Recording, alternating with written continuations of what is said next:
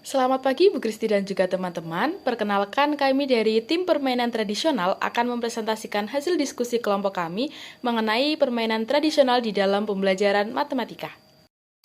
Perkenalkan anggota kelompok kami dengan saya, Putri Hidayah Trisnawati dengan NIM akhir 115, kemudian ada Austen Andre Sidaputar dengan NIM akhir 141, kemudian ada Elizabeth Yoselin Angel Wijaya dengan NIM akhir 039, kemudian ada Sela Cecilia dengan NIM akhir 136, dan juga yang terakhir ada Arneta Dwi Cahyani dengan NIM akhir 128.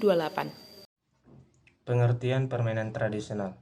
Permainan tradisional terdiri dari kata permainan yang berarti suatu barang yang digunakan untuk bermain dan tradisional yang berarti perilaku, cara berpikir, dan tindakan yang berpedoman pada norma dan adat istiadat secara turun-temurun. Dalam pembelajaran matematika, permainan tradisional dapat dimanfaatkan sebagai salah satu metode yang menarik dan menyenangkan untuk membantu siswa memahami konsep-konsep matematika dengan menggunakan pendekatan etnomatika. Selanjutnya, ada tujuan dari permainan tradisional itu sendiri, di mana kenyataan di lapangan saat ini, proses pembelajaran matematika belum mampu untuk membuat peserta didik ini mengembangkan karakter dan juga melestarikan budaya di Indonesia. Oleh karena itu, permainan tradisional ini dapat dijadikan sebagai alternatif ataupun solusi dari permasalahan tersebut. Sehingga, selain peserta didik dapat mengenal dan juga melestarikan budaya, diharapkan hasil belajar dari peserta didik ini juga dapat meningkat secara optimal.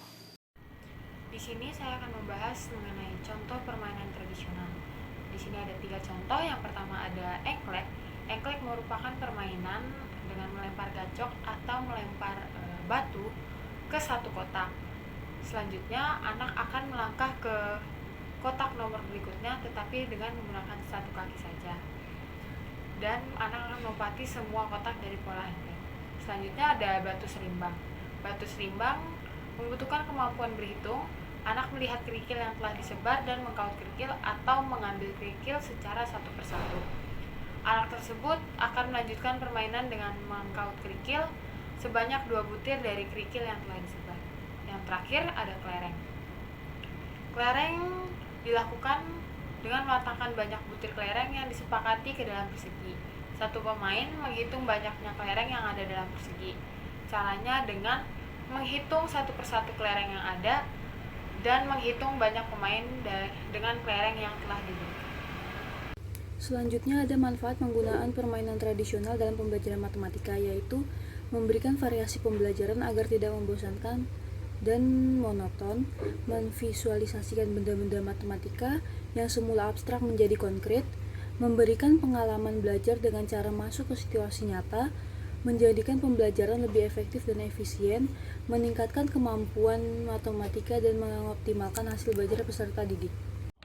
Untuk yang selanjutnya terdapat kelebihan dan kekurangan dari permainan tradisional.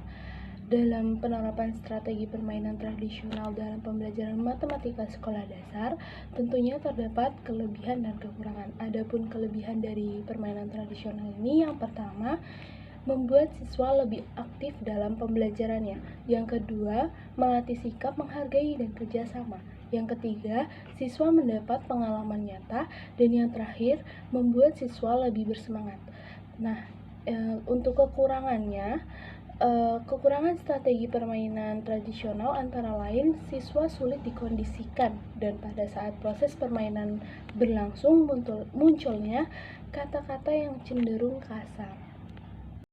Yang selanjutnya yaitu implikasi permainan engklek dalam pembelajaran matematika. Di sini kami mengambil kelas 3 dengan kompetensi inti 3 titik, yaitu memahami pengetahuan faktual dengan cara mengamati dan menanya berdasarkan rasa ingin tahu tentang dirinya, makhluk ciptaan Tuhan dan kegiatannya, dan benda-benda yang dijumpai di rumah dan di sekolah.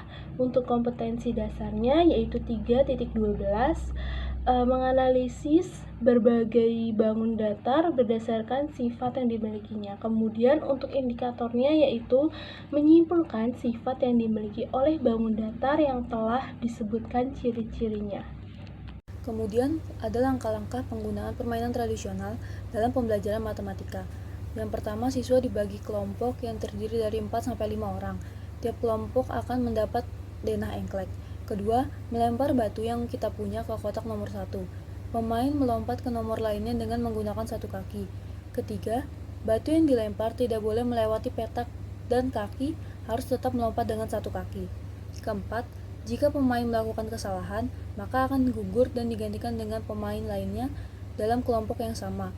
Kelima, pemain yang mampu bermain selama satu putaran dan kembali melempar batu ke salah satu petak, maka petak itu menjadi petak kekuasaan pemain sehingga pemain lain tidak boleh menginjakkan kaki pada petak tersebut. Keenam, langkah nomor 5 dapat terpenuhi dengan syarat pemain dapat menjawab pertanyaan pada kartu soal yang telah disediakan. Jika terjawab, maka kotak tadi dapat menjadi rumah bagi pemain yang tidak boleh dilewati pemain lain. Oke, di sini saya akan membahas denah dari engklek. Nah, ini merupakan denahnya. Itu ada angka dari nomor 1 sampai 9. Itu yang akan dilewati oleh siswa dengan melemparkan gacok atau batunya. Dan siswa akan melangkah sampai dengan nomor 1 sampai nomor 9 hingga kembali ke nomor 1. Contoh kartu soal. Yang pertama, aku adalah bangun datar yang memiliki 4 sumbu simetri lipat. Siapakah aku? Yang kedua, aku merupakan bangun datar yang memiliki satu titik pusat. Siapakah aku? Yang ketiga, aku adalah bangun datar yang tidak memiliki sumbu simetri lipat dan putar. Siapakah aku? Yang keempat, aku adalah bangun datar yang memiliki 2 buah diagonal yang berpotongan sama panjang. Siapakah aku? Yang kelima, aku adalah bangun datar yang memiliki jari-jari yang menghubungkan titik pusat dengan titik busur lingkaran. Siapakah aku? Yang keenam, aku adalah bangun datar yang memiliki sisi-sisi sama panjang. Siapakah aku? Yang ketujuh, aku adalah bangun datar yang 4 sudut siku-siku yang sama besar. Siapakah aku? Dan yang kedelapan, aku adalah bangun datar 2 dimensi yang dibentuk oleh dua pasang rusuk, yang masing-masing sama panjang dan sejajar dengan pasangannya, dan memiliki 2 pasang sudut yang masing-masing sama besar dengan sudut di hadapannya. Siapakah aku?